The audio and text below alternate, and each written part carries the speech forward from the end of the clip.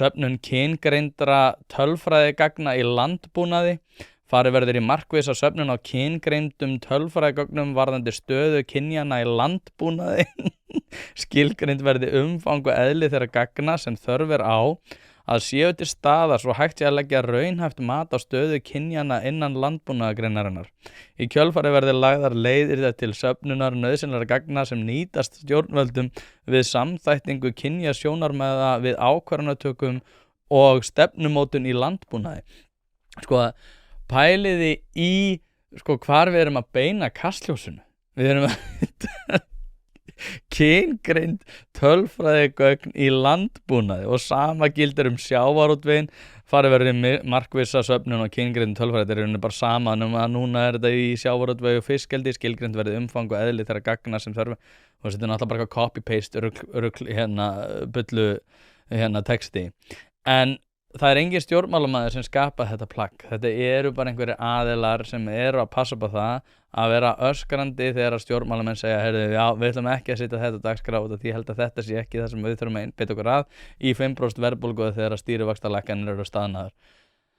Þú veist, hvað erum við að gera? Samþætting kynja og jafnréttissjónar með úthlutanir úr loftslags- og orkusjóði. Þú veist, þetta er svona plagg. En svo er líka eitthvað kynferðisafbrot og annað sem er bara mjög þarft. En þetta eru, þetta eru 39 liðir. Þeir hefðu getað verið svona 10. Út af því að, hvernig getur það verið að við séum að taka tölfræðigögn kynjasjónarmið í landbúnaði? Út af því að þetta tengist aftur, þetta er bara það sem er sama og búið að gerast í Evrópu, þar sem að dagskrárvaldið er fært yfir í svona rugl.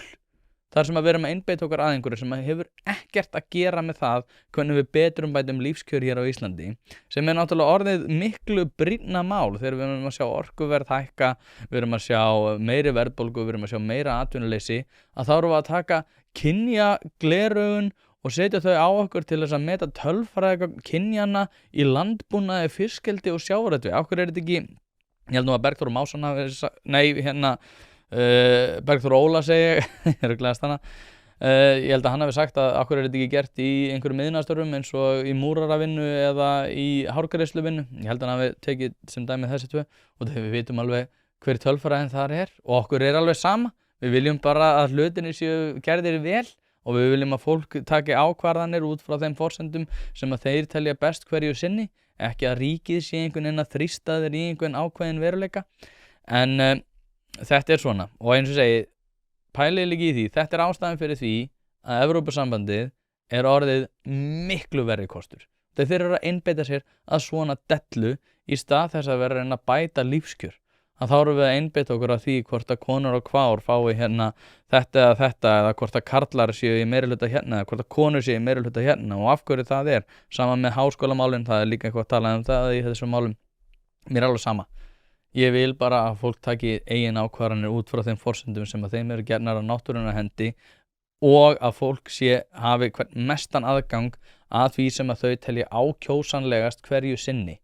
Út af því að þannig sköpum við verðmæti þegar fólk hefur raunverulega hvata til þess að vera að sinna ákveðinni vinnu sem að þeir telja fýsilegast hverju sinni fyrir sig sjálf. Ekki að ríkisvaldið sé að passa upp á fjölmiðlaumfjöllun passa upp á tölfræðigögnum, kynjatölfræði í landbúnaði, sjávarútvegi, hættið þessu. Hvað rugl er þetta?